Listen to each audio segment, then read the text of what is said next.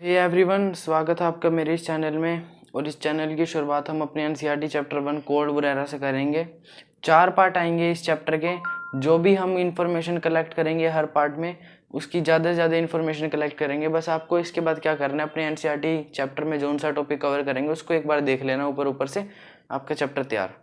तो चलो वीडियो शुरू करें।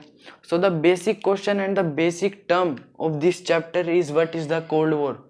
कोल्ड वॉर है क्या? अगर बात करी जाए कोल्ड वॉर की तो हम सिंपल वर्ड्स में कहें ना, अगर कोल्ड वॉर है क्या तो हम ये कहेंगे कोल्ड वॉर एक ऐसा वॉर है जो कभी हुआ ही नहीं। कोल्ड वॉर कोई वॉर ही नहीं है। अब इसको बोर्ड्स में तो ऐसा नहीं लिख सकते, तो इसकी इजी डेफिनेशन या इजी वो क्या होगी, एक बार वो देख लो।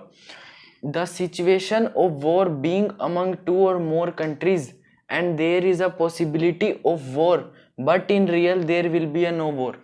2 या 2 से कंट्रीज के ज़्यादा के बीच में एक ऐसी सिचुएशन पैदा हो जाना जिससे हर मोमेंट पर लगे कि वॉर शुरू होगा, लेकिन असल में वॉर शुरू तो नहीं होता। अब ये जनरली ना 2 कंट्रीज के बीच में हुआ था, यूएस एंड यूएसएसआर। अब यूएस एंड यूएसएसआर के बारे में अगर आपने अच्छी तरह पढ़ लिया ना तो 60% आपका चैप्टर तो इसमें ही कवर है।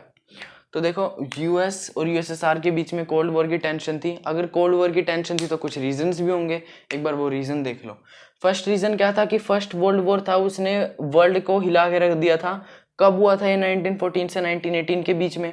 सेकेंड वर्ल्ड वॉर 1939 से 1945 के बीच में हुआ था, 2 ग्रुप के बीच में। पहला ग्रुप था एलाई फोर्स, जिस लोग लीड कर रहे थे, मतलब उसका नेतृत्व कर रही थी US, Soviet union, Britain, France. ये पहला ग्रुप था जिसने दूसरे ग्रुप को हरा दिया था। कौन सा था? एक्सिस पावर्स, जिसे लीड कर रहे थे जर्मनी, इटली, जापान। अब जो अगला पॉइंट है ना, वहां से हमारी असली स्टोरी शुरू होती है, वो देखो।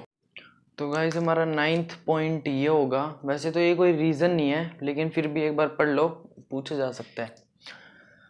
सेकेंड वर्ल्ड वॉर के बाद दोनों कंट्रीज थी ना, जो यूएस और यूएसएसआर, उन दोनों के पास ही ना न्यूक्लियर पावर की पावर थी। उन दोनों के पास ही न्यूक्लियर बॉम्ब्स थे, उन दोनों के पास ही, वो भी एक दो बॉम्ब नहीं था, मतलब बॉम्ब थे। अगर वो बॉम्ब एक दूसरे कंट्रीज के ऊपर गिरे जाते तो क्या होता कि शायद आज मानव जाति ही नहीं होती, ये लगा लो, बहुत ही खतरनाक होता उस टाइम पे। तो दोनों कंट्रीज के पास ही न्यूक्लियर पावर की शक्ति थी और बहुत ज़्यादा चांस क्रिएट हो जाता कि जो वर्ल्ड है वो एक वॉर में कन्वर्ट हो जाए। और अगर ये वर्ल्ड कन्वर्ट हो जाता वॉर में तो जो दोनों साइड थी वो इतनी गंदी तरह से हार्म होती, इतनी गंदी तरह इफेक्ट होती कि इम्पॉसिबल हो जाता ये एक साइड को विनर घोषित करने का और एक साइड को लूजर घोषित करने। तो गाइस अब हम पढ़ेंगे क्यूबन मिसाइल क्राइसिस, जो कि इस चैप्टर का मेन मतलब इंपॉर्टेंट टॉपिक है। इससे मतलब ज़्यादा से ज़्यादा क्वेश्चन अराइज हो ही जाते हैं, या फिर 4-5 क्वेश्चन तो बोर्ड्स में आ जाते हैं। तो देखो, क्यूबन मिसाइल क्राइसिस है क्या। क्यूबन मिसाइल क्राइसिस से एक वर्ड आ रहा है सामने, क्यूबा। क्यूबा एक स्मॉल आइलैंड था जो कि ईस्टर्न कोस्ट पे लगता था, यूएस के ईस्टर्न कोस्ट पे लगता था, छोटा सा आइलैंड ये। और फाइडल कैस्ट्रो जो था वो इस प्रेसिडेंट था इस कंट्री का। अब जो क्यूबा था ना, उसे यूएसएसआर से डिप्लोमेटिक एक तो अलग तरह से हेल्प और फाइनेंशियली भी हेल्प मिलती थी यूएसएसआर से क्यूबा को। मतलब जो क्यूबा था वो इनडायरेक्टली और इनडायरेक्टली यूएसएसआर के हाथ में था। डायरेक्टली और इनडायरेक्टली यूएसएसआर के कहने पे सब कुछ करता था, तभी तो वो डिप्लोमेटिक और फाइनेंशियल एड देता था वो उसे। जो निकिता क्रुश्चेव थे, लीडर थी वो सोवियत यूनियन की उस टाइम पे, कोल्ड वॉर के जब टेंशन चल रहा था। निकिता क्रुश्चेव जो लीडर थी यूएसएसआर की, उसने डिसाइड करा कि हम क्यूबा को रशियन बेस में कन्वर्ट करेंगे। 1962 में इसे कन्वर्ट भी करा गया और न्यूक्लियर मिसाइल डाली गई क्यूबन मिसाइल क्यूबा में यूएसएसआर ने अपने।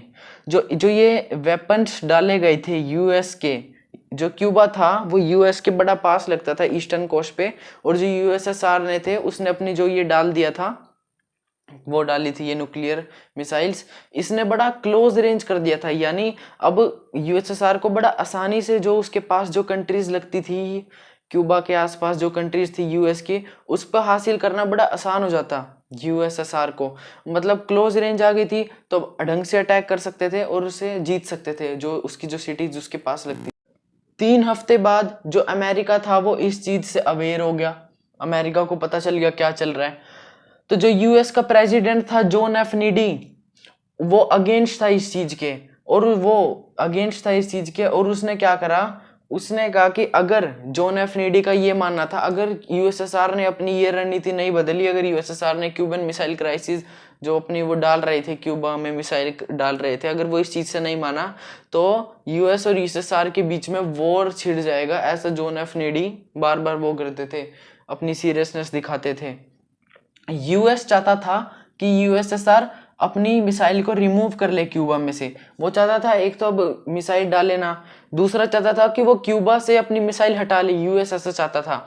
तो नीडी ने अपनी अमेरिकन वॉरशिप को ऑर्डर करा कि अगर कोई भी सोवियत शिप क्यूबा के तुम्हें आसपास दिखे तो ये एक वार्निंग साइन समझना कि एक वॉर होना शुरू होने वाला है। तो इसी को हम क्यूबन मिसाइल क्राइसिस कहते हैं। तो गाइज हमने आज की इस वीडियो में एक तो cold war, reason of cold war और क्यूबन मिसाइल क्राइसिस कवर करा है।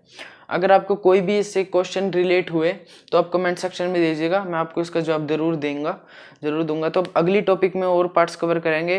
तो वीडियो को ज़्यादा अगर पसंद आए तो वीडियो को लाइक करें, शेयर करें और सब्सक्राइब चैनल को कर ले, ताकि आप हमारी नई वीडियो जो भी आएगी उसके लेटेस्ट अपडेट्स आपको मिलता रहे। और बेल आइकन जरूर दबा देना, तभी आप तक नोटिफिकेशन पहुंचेगी कि वीडियो अपलोड हुई या नहीं।